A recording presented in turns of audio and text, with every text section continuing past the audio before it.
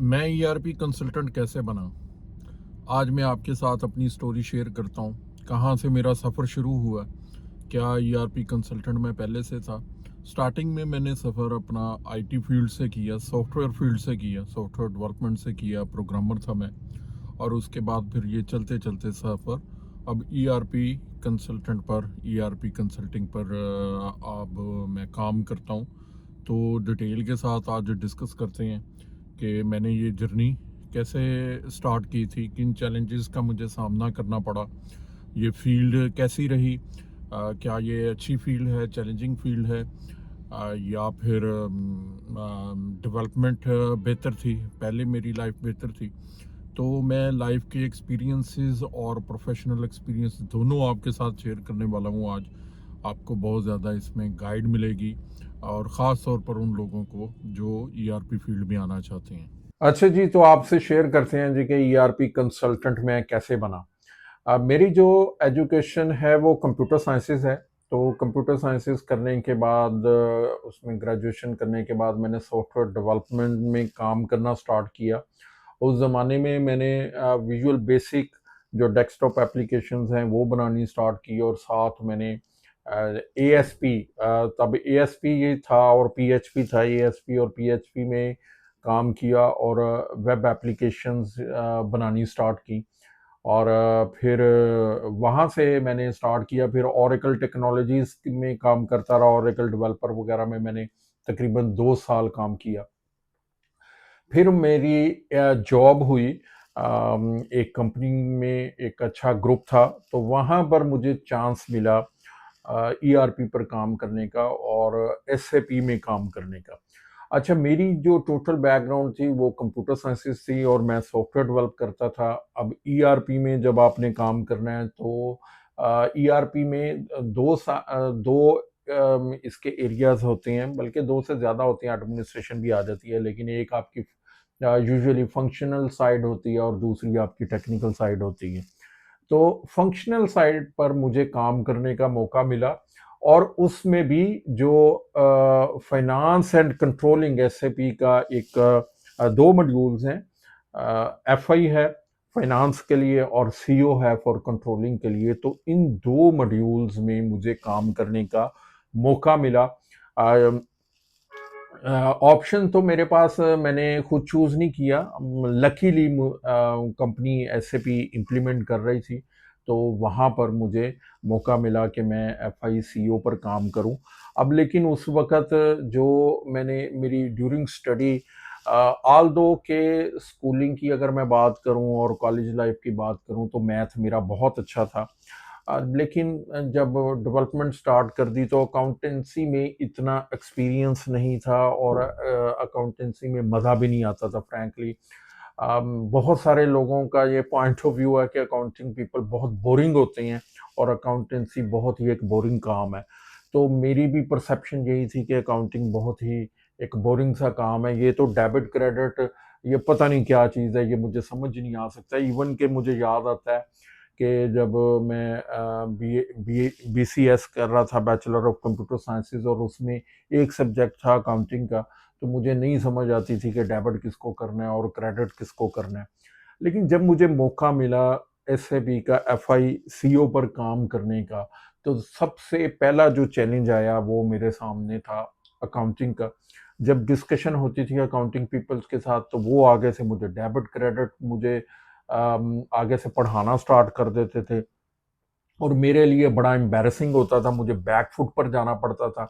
तो मैं वहाँ पर मैं आईटी टीम में था, तो आईटी टीम उस प्रोजेक्ट को ऑन कर रही थी, और वो दरमियान में ब्रिज का काम कर रही थी। जो कंसल्टेंट है, कंसल्टेंट और जो यूज़र है, उसके दरमियान ब्रिज का काम कर रही थी।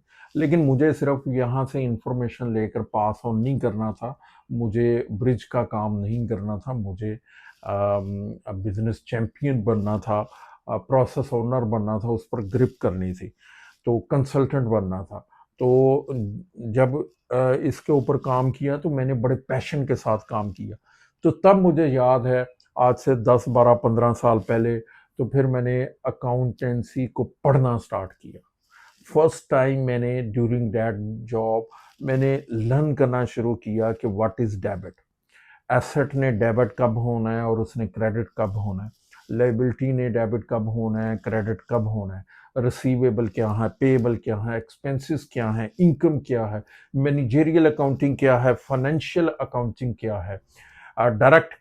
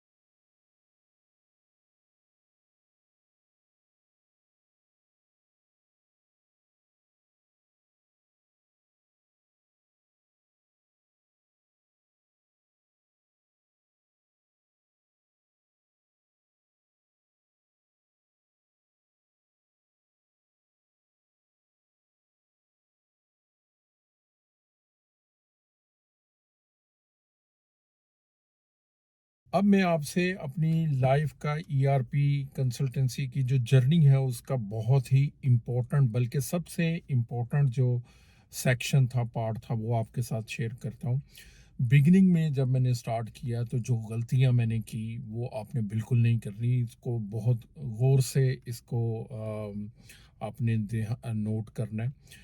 स्टार्टिंग में, बिगिनिंग में मैं सॉफ्टवेयर सेल करने जाता था, उडू के मैं फीचर्स सेल करता था, लोगों को जाकर बताता था कि उडू कितना ज़बरदस्त प्रोडक्ट है, ये इसके अंदर देखें, ये भी फीचर्स अवेलेबल हैं, ये भी फीचर्स अवेलेबल हैं। लेकिन मुझसे कोई नहीं ख़रीदता था, कोई भी मुझे प्रोजेक्ट मुझे नहीं अवार्ड नहीं करता था, मेरी सर्विसेज बाय नहीं करता था, क्योंकि मैं सॉफ्टवेयर बेच रहा था। तो टाइम के साथ मैंने ये लर्न किया, कभी भी अब ये अपनी एक्सपर्टीज सेल मत करें, कभी भी कोई सॉफ्टवेयर सेल मत करें, लोगों के प्रॉब्लम्स का सलूशन करें। काफ़ी महीने तक मुझे एक भी काम नहीं मिला था ईआरपी कंसल्टेंट बनने के बाद, क्योंकि ये मैं बुनियादी गलती कर रहा था कि मैं सॉफ्टवेयर सेल कर रहा था या फिर लोगों को जाकर प्रेजेंटेशन देता था और उडू के बारे में बताना शुरू कर देता था, उडू कितना ज़बरदस्त प्रोडक्ट है, कितना फीचर्ड प्रोडक्ट है।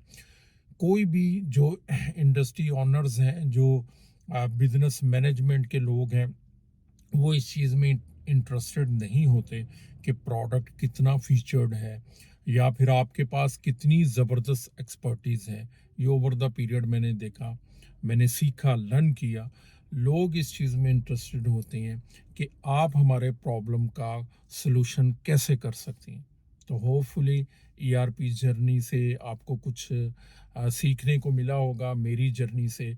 और अगर आप भी ईआरपी कंसल्टेंट बनने का सोच रहे हैं या बन चुके हैं तो आपको काफ़ी इससे गाइडेंस मिलेगी आज के एपिसोड से। तो चलें अब इसको यहीं पर एंड करते हैं, कल फिर किसी और चीज़ के ऊपर बात करते हैं। अपना बहुत सारा ख्याल रखें।